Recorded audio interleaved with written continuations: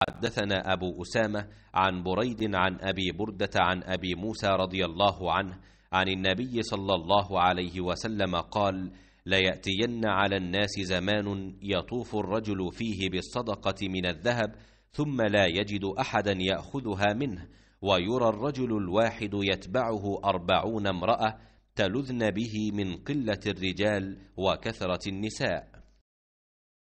अबू उसामा हम्माद बिन उसामा ने बयान किया, उन्होंने कहा कि हमसे बरीद बिन अब्दुल्लाह ने, उनसे अबू बुरदा ने और उनसे अबू मूसा अशारी रदी अल्लाह अन्हो ने कि नबी करीम सल्लल्लाहु अलैहि वसल्लम ने फरमाया कि लोगों पर ज़रूर एक ऐसा ज़माना ऐसा आ जाएगा कि एक शख्स सोने का सदका लेकर निकलेगा लेकिन कोई उसे लेने वाला नहीं मिलेगा,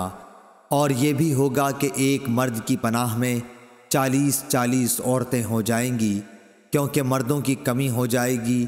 और औरतों की ज़्यादती होगी। सही बुखारी हदीस नंबर 1414।